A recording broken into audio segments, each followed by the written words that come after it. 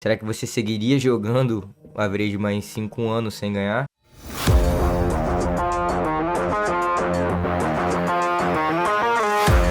O que perguntou, digamos que temos 40% de ROI jogando a BI5 com uma boa amostragem. Você acha que esse mesmo cara, se jogasse só Big Field, por exemplo, qual seria o ROI dele? Mesmo que demore mais para realizar, não seria algo tipo 50 a mais, com certeza? Não com certeza sobre o poker.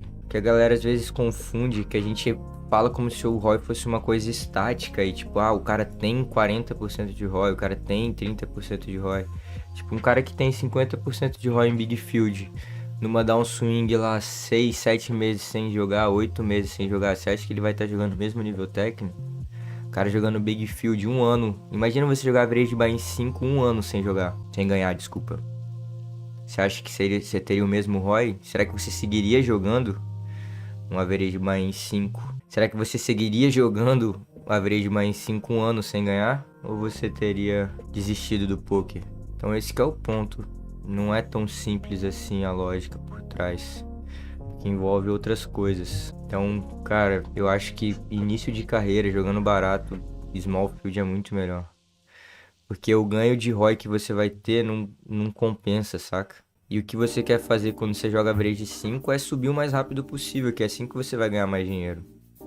E para você subir o mais rápido possível, você precisa diminuir sua variância. Mas aí que tá, tendo 50% de ROI não vai ficar 1 ano sem ganhar mesmo com a average buy de 1k.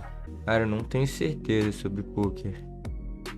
50% de ROI num ano, não lembro exatamente a simulação lá no Prime Dope. Tô com pouca tela, vou fazer aqui pra gente ver qual que é o pior cenário no Prime Dope.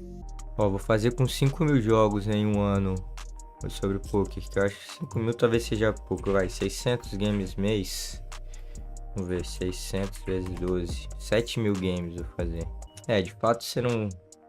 Com 50% de ROI, esse average você não vai ficar down 1 ano. Mas você pode ficar com um ROI ali de 15%, né? Em 1 ano. O ROI menor, eu vou botar aqui na tela pra vocês a quanto que eu fiz. 1.000 players, pagando 150, buy de 5, rake de 5. ROI de 50%, 7.000 torneios, que seria mais ou menos 1 ano, né? Você pode ficar entre 5.700 e 34.000. Mas aí é 7.000 jogos que a gente tá falando, né? Isso aí é sobre escolhas, é difícil falar assim. Eu, na minha perspectiva, acredito que Big Field é muito perigoso, principalmente no início da carreira. Quanto mais barato você joga, menos vai ter diferença de ROI entre um Big Field e Small Field. E agora quando você joga mais caro, isso aí fica bem mais nocivo, né? Porque aí a proporção de reg e jogador recreativo, ela muda bastante. Agora, dos torneios baratos assim, cara, tipo micro, low, eu não acho que vai ter tanta diferença assim no ROI. Porque todos os torneios tem bastante jogador fraco jogando, né? Mesmo os de field curto. E se você ainda for para site paralelo, talvez você consiga até ter um ROI maior ainda. Porque por o field ser mais fraco, né? E outra coisa também sobre poker, dentro dessa sua questão que você falou, né, sobre o bom entendimento de CM. Você consegue botar bem mais edge sobre essa questão de CM em torneio de field curto, porque você chega na mesa final muitas vezes, né? Você tá em uma frequência muito maior em situações de alto risco premium. Se você entende que o field erra muito nessas situações, você vai querer estar nelas mais vezes, né? E isso com certeza vai te dar um ROI bem grande, porque os erros em relação a ICM, os caras derramam dinheiro na mesa, né? Agora, se você tá numa mesa final, tipo, uma vez ou outra lá, sabe? Tipo, lá, 2, 3 mesas finais por mês, fica bem menos latente, né? Esses erros de ICM. O Ricardo falou, tá cada vez mais difícil ganhar dinheiro nesse jogo. Não concordo também. Eu acho que o jogo evoluiu, mas a gente tem muito mais informação disponível, né? Então a gente consegue tomar decisões bem melhores hoje em dia. Tanto pensando no sentido de carreira, como no sentido do jogo, né? Então, por mais que o jogo fique mais difícil, tá muito mais fácil da gente conseguir as respostas e informação e se desenvolver. Então, a dificuldade é relativa, né? Porque se é mais fácil de você evoluir, você ganha, tipo, edge mais rápido, mesmo que o field fique melhor, né? Eu acho que é isso. Tipo, no início da carreira, eu acho que é muito prejudicial, cara. Tipo, porque É muito difícil o cara entender que ele vai jogar 5, 6, 7 meses lá sem ganhar, porque ele tá se expondo a uma variância gigantesca, mesmo que ele esteja fazendo as paradas corretas, sabe? Agora, pra um cara que já é consolidado, tipo, eu acho que é mais tranquilo. Um cara que tem a reserva financeira, não vai se abater tanto pela fase ruim, eu acho que é tranquilo. O torneio, quanto maior a quantidade, mais tendência do field ser mais fraco. Sim, quanto mais gente, a tendência é ser mais fraco.